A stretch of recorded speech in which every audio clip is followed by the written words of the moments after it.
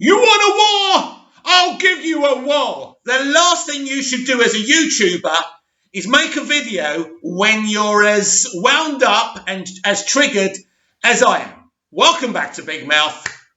Well, I think we've all read the interview and saw the headlines, right, from Variety. And Sarnoff says no to more Snyderverse and no to the haircut. They're focusing on their little colourful 2-hour DCEU movies, right? I'm not one to believe in boycotts. I'm a DC fan. I want it all injected in my veins. But these people can't read a room, can they?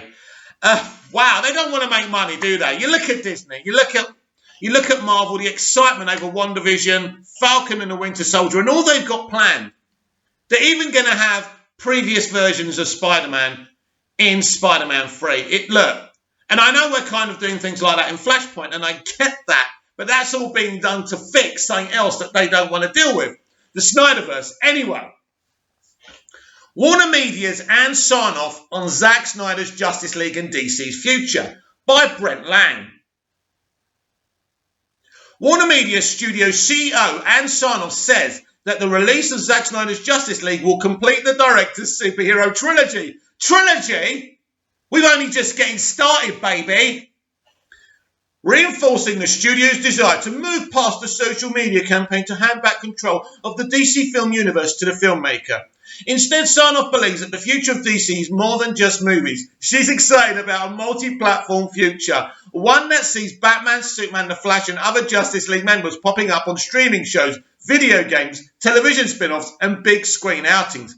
It's a vision that echoes what Marvel has been doing with its Avengers characters. No. It's not. It sounds like it is, but it's not. Shall I tell you why, Anne? Because basically, since the first Iron Man, they have had a proper vision. It hasn't changed. They've had consistency, right? We came in with Zack Snyder. You didn't, but the former regime drove him off, right? So then you brought in other people.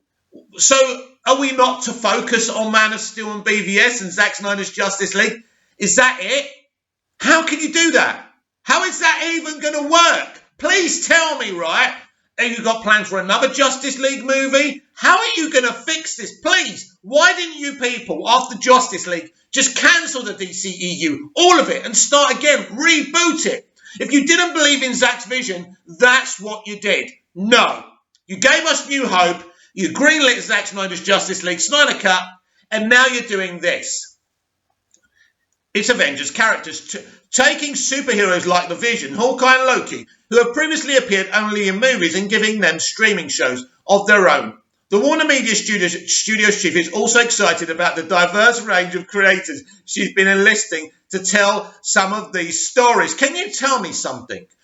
What fan, what movie fan, what geek on earth cares about diverse voices? We don't care. Do it by all means, but we don't care. It's the product that we care about. You do not understand. You should, Anne, because you did a good job at BBC America, right?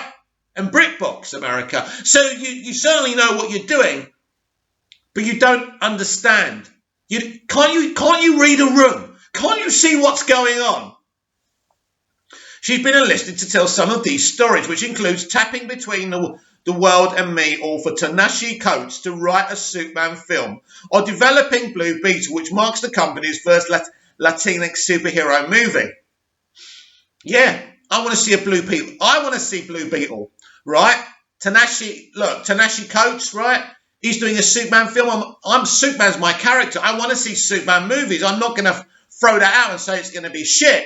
But we've also got an awesome Superman in Henry Cavill. You notice she's not mentioning Henry Cavill, is she? That's interesting. But Sarnoff may have to deal with an unruly and emboldened fan base, one that successfully pushed Warner Media to release a 4-hour R-rated version of Justice League, which was truer to Snyder's darker vision for the characters. Sarnoff spoke to Variety on Sunday. Can I just say something? Isn't it interesting? It's like this has been pre-planned and pre-arranged. They knew. So it looks like they never had plans to restore the Snyderverse, right? They just did this. They used us, right? Because they knew we would gobble this up to help their own streaming service then they're throwing us to the curb. And they planned their reaction. This was already done on Sunday. This has all been done purposely to send a message. Basically, thank you for your support. Now you can fuck off, Snyderverse fandom. Yeah, that's how they value us. That's what they think of us. 5 days after the Snyder Cut started streaming on HBO Max about catering to DC's fan base, the future of DC and actor Ray Fisher's allegations of misconduct and racial bias during the shooting of Justice League. Why did you decide to release Zack Snyder's Justice League? We wanted to give Zack the opportunity to complete his vision in a 4-hour movie, which is impossible to do in theatres. We're happy that we have HBO Max to let the rope out, as it were, and allow the fans to see all 4 hours of Zack's vision. What are your plans going forward for DC? We've got an incredible group of creators, television series creators, Max series creators, feature film creators, who are basically broadening the base of the talent that we work with on DC because we're so excited about the potential to build out the DC multiverse. It's one of the reasons why I was hired almost 2 years ago. Oh, really? Before and after was a very silhouette organised with no connectivity between the businesses. DC was being developed, but in a kind of monolithic way in each division. My mantra coming in was to make it bigger and broader, and we really want to surprise and delight the fans with more connective tissue across the various media platforms. I'm talking movies, HBO Max, television, and our games division. So when she means a connective tissue, do you mean within the actual content, or with your companies all talking to each other? I don't understand. If you're going to create an amazing shared universe through computer games, TV, and films, that's awesome, and that excites me. But if you're not talking about that, I couldn't give a shit. We only care what we're going to see, Anne, and this is what you people don't understand. Anyway, the Snyder Cut came about because of a fan campaign online. Do you feel like you need to strike a balance between being responsive to fans and charting your own course as a company? How responsive do you believe DC should be? You see, these are all pre-arranged questions. This has been done on purpose. We're always going to listen to our fans, but we're in the service of the broadest fan base, and we owe them an integrated, holistic strategy. We are the shepherds of the franchise, and hopefully when the fans see what we've got in store, they'll know that DC is in good hands. No, we don't trust you, Anne. Why should we trust you, Anne, when you've just seen what's happened and you're not willing to go forward with it? With many different creators, we want different voices in the mix. For certain fans that want singular voices, they may be disappointed. But we would ask them to be patient and see what we've got in store, because perhaps the newer voices in the mix will have just as compelling stories to tell. On balance, you of course want to listen to your fans, but we do want to stay true to our vision and our mission for DC to build that out. You've got a problem, Anne. You've got a really, really big problem, Anne. You know your biggest mistake? You shouldn't have greenlit the Snyder Cut. I'm not saying I didn't want it, of course. And I'm still buzzing over that movie and everyone reacting to it, right? That's not. Your big mistake was greenlighting it because now you've got a problem.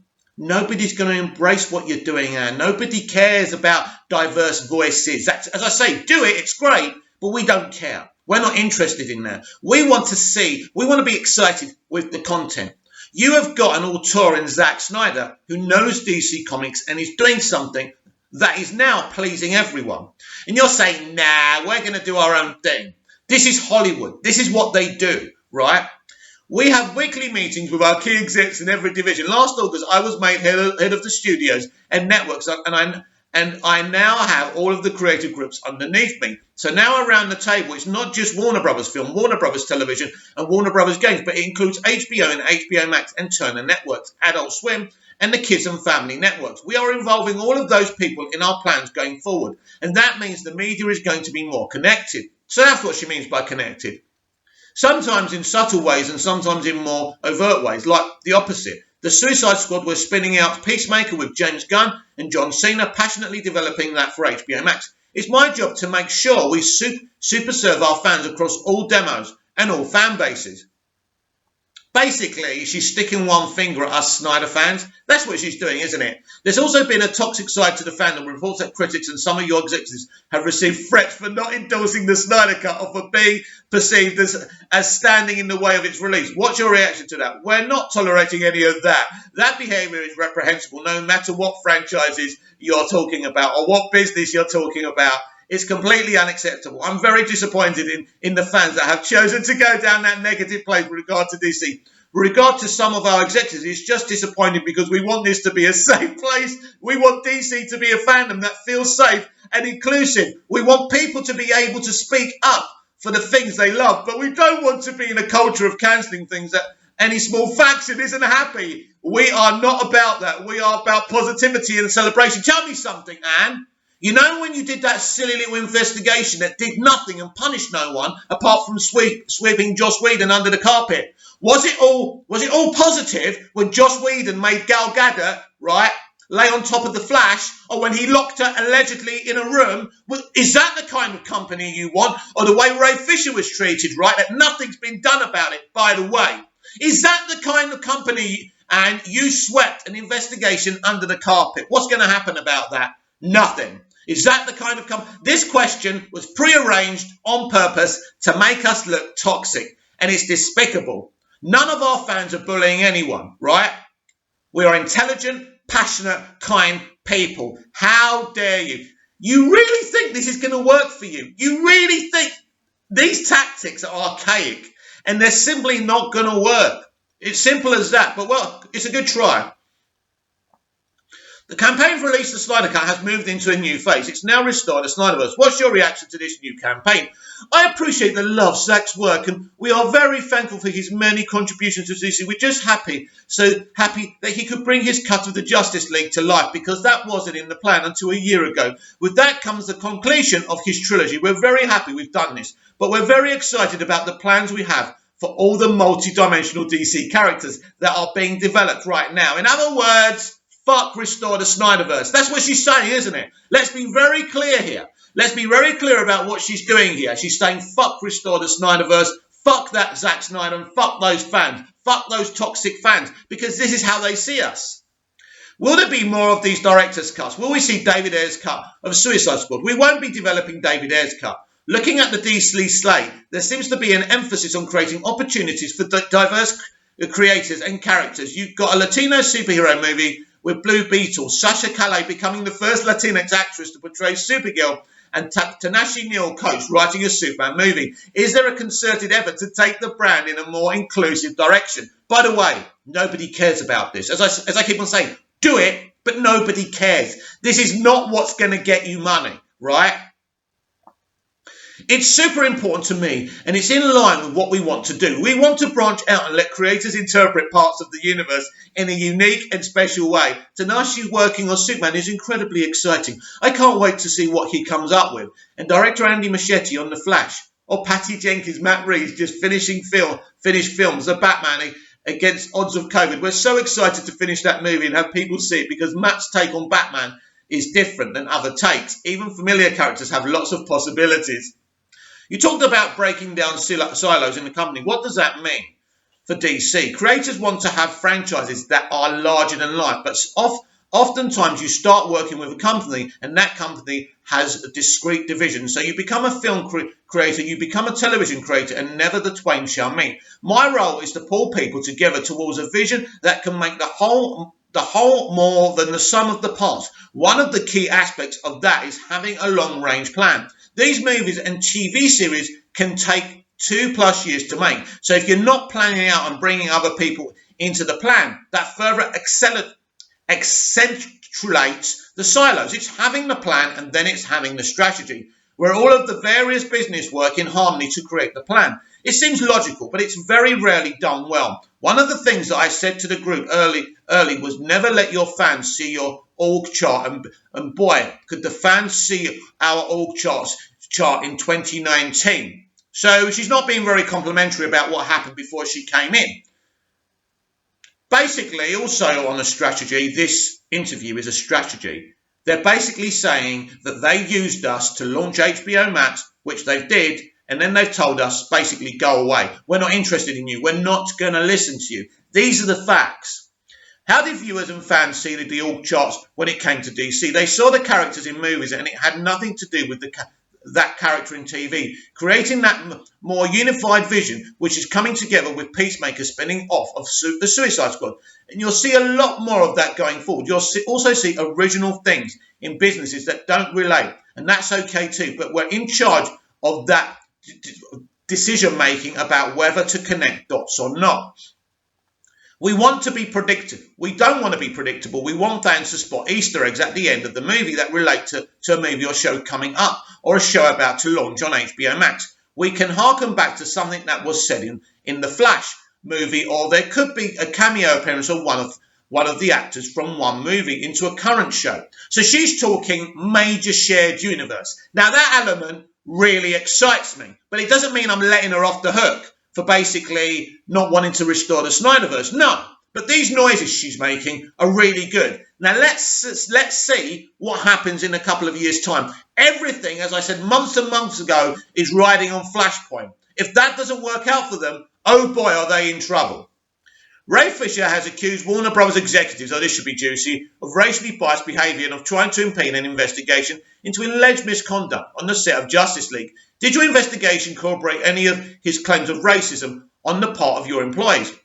No, our investigator, Judge Catherine Forrest, has issued statements specifically about DC Films President Walter Hamada, saying that there was no evidence of interference by Walter in the investigation. She said that the cuts made in Joss Whedon's version of Justice League were not racially motivated. We took it very seriously, so we hired one of the top investigators out there and gave her a tremendous amount of leeway. It had nothing to do with race. Did you see who was cut? You don't need an investigator to tell you that some of this was based on race. Look at who he cut. That's the only information that you need, Anne. So you know what went down, you knew what went on, and you buried it under the carpet, and you moved Joss Whedon away because of the Nevers, because he is disposable. That's why. Ray Fisher has previously stated that because of a non-disclosure agreement, he can't share specifics about the abusive behaviour he endured on the set of Justice League. Is there an NDA that would prevent him from publicly sharing all details of what transpired on Justice League? No. Not that I know of. No. Now, this is interesting. This is interesting because this is a hit piece. This is a hit piece on astronomical levels, right? I expect Ray to respond to this. And in the past, me and Ray have disagreed. But I am on Team Ray Fisher because this is a hit piece on Ray Fisher, on Zack Snyder, a polite, kind one, but it is a hit piece. And it's supposed to destroy our movement. This is what Ben Fritz tried to do, where this is an official source. This is the head of the company saying, F you, we used you to launch HBO Max. Now we don't need you anymore. We're moving forward with our own plans. Walter Hamada has been on the receiving end of lots of fan criticism. What was his involvement in the production of Justice League? Walter had nothing to do with Justice League. He was not running DC Films in 2017 when Justice League was completed and released. He wasn't put in charge of DC Films until the following year, about a year ago. Walter Hamada, Warner Brothers Pictures Group head Toby Emmerich, former Warner Media chairman Bob Greenblatt, former HBO content chief Kevin Riley, and HBO Max original programming head Sarah Albee sat around the table with Zack and greenlit the Snyder Cut. The cut includes Ray Fisher's entire story as Cyborg, which is something that he had been disappointed had been cut from Justice League movie 3 years ago. Perhaps we've lost the plot a little bit, which is that Toby and Walter were part of the green lighting that allowed Zack's vision to come to life, which includes sharing the full story about Ray's character. There really was nothing that Walter did against Ray. In fact, he offered him a role in the Flash movie. So what they're trying to say is, you see, I told you it's a hit piece. She's saying that Toby Emmerich, right, and Walter Hamada were part of the team that greenlit Zack Snyder's Justice League, which they did. But we know that none of these people actually made the decision. We know that AT&T made this decision, and these people had no choice but to greenlight it, right? Toby Emmerich even wanted Zack to release it as is. No music, as it is, right? And Zack had to fight again, probably had to go over to AT&T to make sure that that didn't happen. So she can say that these people did this and these people are innocent. We're not going to believe you, Anne. And our fight to restore the Snyderverse will continue. It will go on. We will fight for 4, 5, 10 years, right? Zack will be 60 or something, but Zack will still be going, and so so will we be. Trying to get my words out. I'm so frustrated. Wow. Walter was promoted recently. I'm fully supportive of Toby and Walter and their visions. I truly believe they are great executives. Walter happens to be a person of colour, so he knows that what that feels like. He's bringing in diverse voices at an accelerated pace, more than anyone has in the past. You talked about enlisting a broad range of voices when it comes to charting the future of DC. Is there one person calling the shots? The connective tissue in the middle is Jim Lee, who oversees DC Comics. Jim lives and breathes the canon of DC, and he works with all of the divisions to make sure the storylines are true to the canon. He helps them come up with ideas for new storylines. Jim is very much in the middle of everything, but the group together helps spur on new ideas. But there's not one person calling the shots, because I want all voices in the room to offer their expertise and knowledge of their formats. Meanwhile, over at Marvel and Disney and the MCU, there's only one voice. Think about that. Too many cooks and spoil the broth. Oh boy. And this nice little cool talk sounds great when you're not experienced, but I'm experienced. Oh my God. I'm experienced and I know what's going on. Sorry about that. Right. As superheroes pop up in movies, on television, streaming shows and games, how do you make sure there's not too much of a good thing? Couldn't that lead to oversaturation? What a fucking stupid question. One of the reasons I'm excited about our strategy going forward, it is multi-dimensional. We're not just serving the same fan base with the same creative vision. In other words, the Snyder fans. That's what she's doing. This is a big FU to us. Make no mistake. We're trying to expand it. Not every fan has to love every piece of what we're doing. Well, that's glad that you're happy about that, Anne, because that's going to be the case.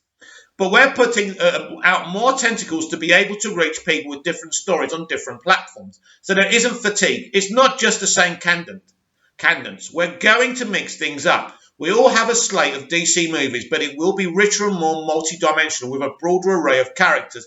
That will help reduce the fatigue, because you'll see a whole story about the Flash, and then you'll see sequels like Aquaman 2 or new takes on Superman or Shazam, which plays to a family audience. There would be fatigue if we stayed on a more singular path, you see what she's doing?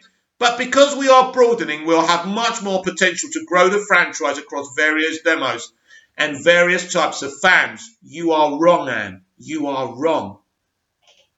The kind of... Sorry, my throat's horrible. The kind of situation we've got here is single-minded. I know, the more different people we get to see these things, the better. Is this a good plan? From the outside looking in, let me tell you, let me react to this, right? The problem she's got is that we've just come off the Snyder Cut. Everybody, and I mean everybody, loves this film. That's where her problem is. This is where she has an issue, because you're literally saying, you're not just saying to us now, you're not just talking about us, the so-called toxic fandom, that you've literally stitched up as a toxic fandom. Yet again, you set the questions for that article, didn't you, Anne? And you did it on purpose to give the Snyder fans a bad rap again. But this is where you tripped up, and this is where you've got it wrong. Because basically, Anne, you're not reading the room. Everyone loves this film. Every geek, every nerd. What are you going to do about that, Anne? What are you going to do? People are telling you they want to restore the Snyderverse. People who weren't saying it before. We've just seen one of the best comic book movies of all time, right? Interesting that she wasn't asked about Henry Cavill's Superman. Why not? Because it doesn't suit them. She just wants to talk about it broadly and diverse and this and that. Doesn't matter, Anne. Nobody cares. Nobody cares. But let me show you how Hollywood really works. And this is the icing on the cake to prove that this is just such a hit piece. The whole thing on the same day, on the same evening. It's evening here on Cyprus. And this is how these people work. And this is the icing on top of the cake that tastes like shit. DC Films taps promising young woman director Emerald Fennell to write Zatanna superhero movie exclusive by Rebecca Rubin. Well, that's a surprise. We might as well get a woman to write this just to put the icing on the cake as well, right? Emerald Fennell, the Oscar-nominated director of Promising Young Woman, is taking on a different kind of vigilante. She has been tapped to write Zatanna, a big-screen adaptation of the DC Comics heroine. The movie from Warner Brothers DC Films and J.J. Abrams' Bad Robot Productions is set to be released theatrically. The upcoming installment in the DC Extended Universe will be Zatanna's first franchise appearance. She is known for her involvement with the Justice League, though the character has never appeared in a DC movie. Surinder Swan previously portrayed Zatanna, marking the superhero's live-action debut on later seasons of the CW show Smallville. The role of Zatanna has not been cast yet. Zatanna, created by Gardner Fox and Murphy Anderson, is a magician and considered one of the most powerful sorcerers in the DC universe. Her magical abilities are genetic, and her dad, Giovanni Zattara, was also an alchemist. Following Wonder Woman and its sequel, Wonder Woman 84, the Zatanna movie would mark only the second female DC hero. You see, all they care about is identity. That's all they care about. Nobody else cares. The audience don't care, but they care. And it's what they care about today, because it's just about politics, because these people are not entertainers. They're not artists. They're just politicians. Female DC hero to headline a DC Films entry. The studio recently cast the Young and the Restless star Sasha Calle to play Supergirl. You see, they keep on reminding us she's a Latina, just in case we've forgotten. Play Supergirl ahead of her debut in The Flash, but has not set a standalone movie.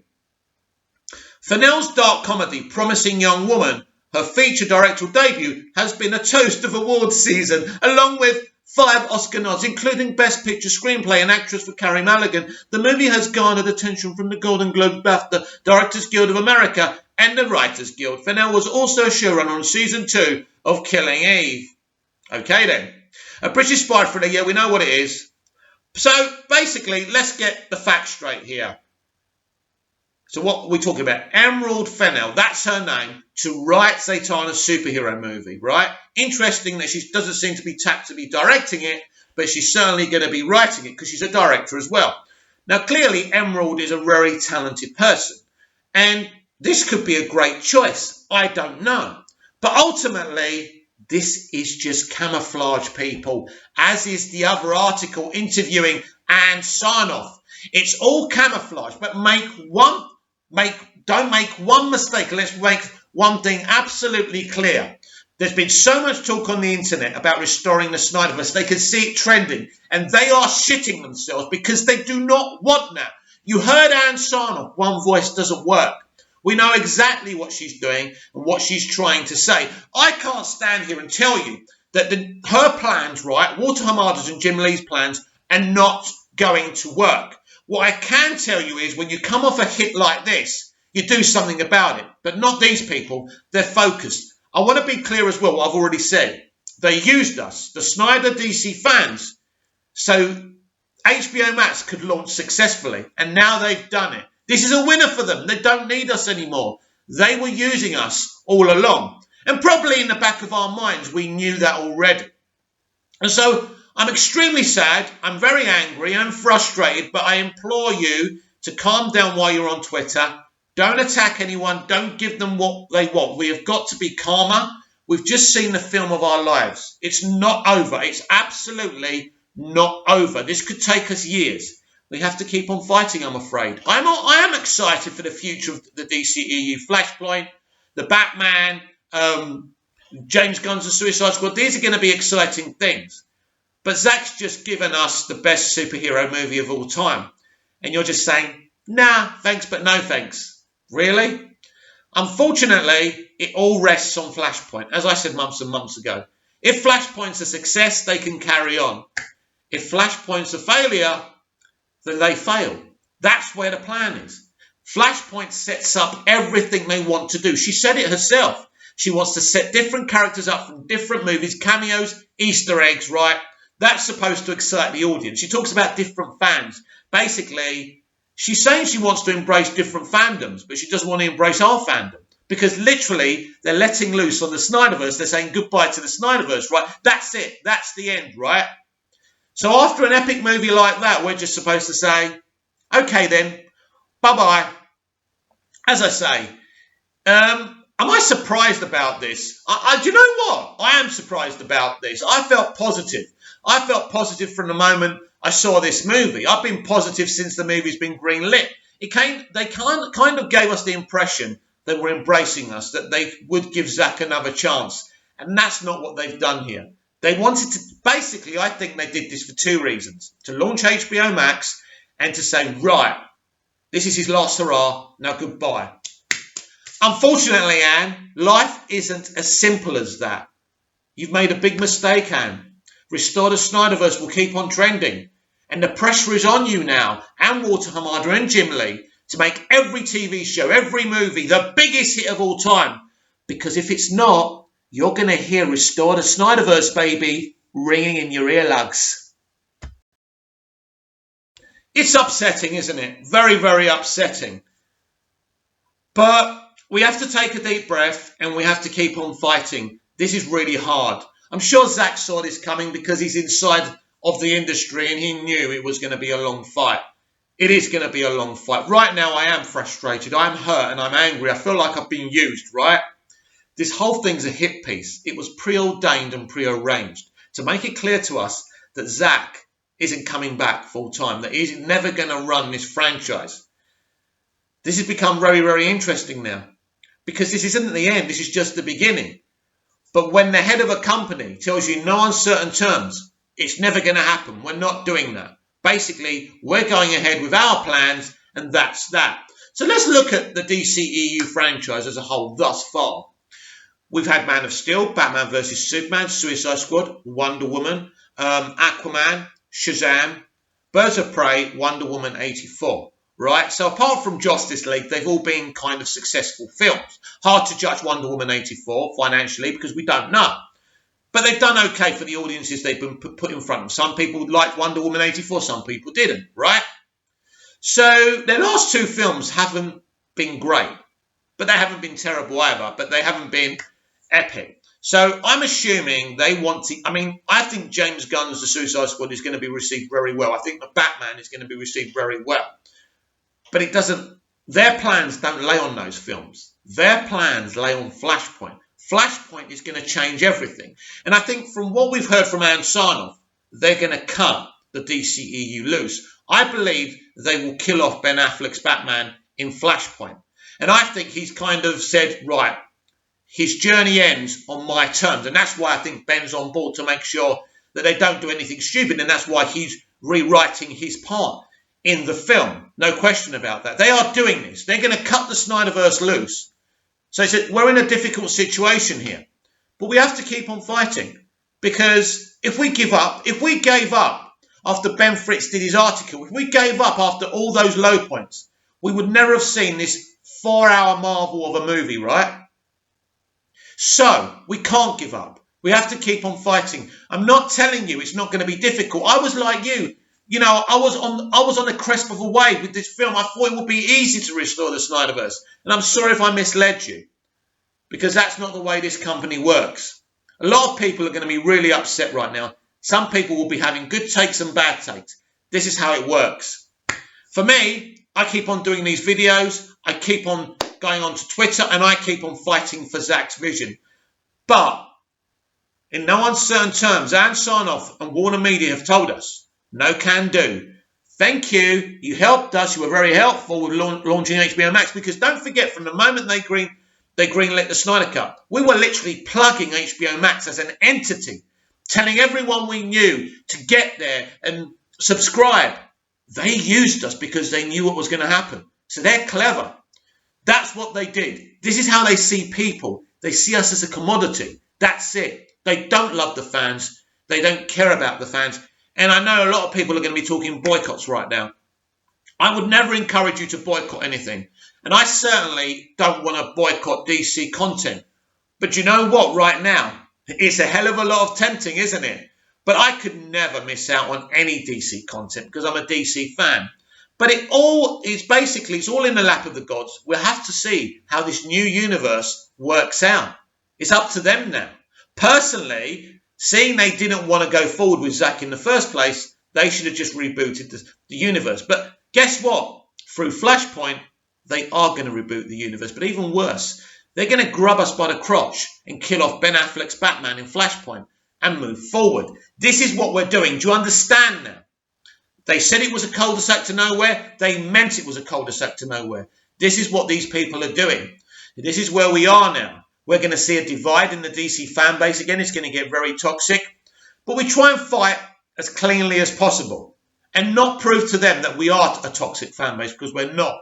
And we've got more people on our side now. General audiences, more critics, actors, other directors.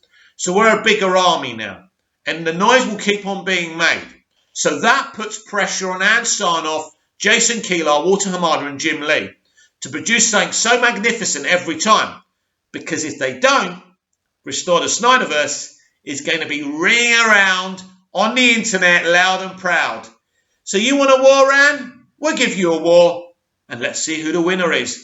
Do you remember what happened to the last CEO who tried to stop Zack's vision? I think he lost his job. Now, us toxic fans didn't drive him out of a job. He lost his job because he messed up Justice League so badly.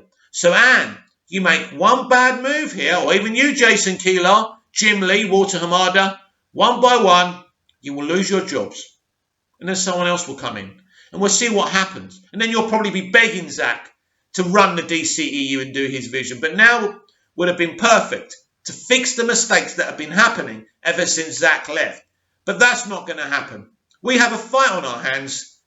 If it's a fight they want, it's a fight they've got. Comment down below, like, share and subscribe, and I'll be back tomorrow with more DCEU Daily. See you again soon.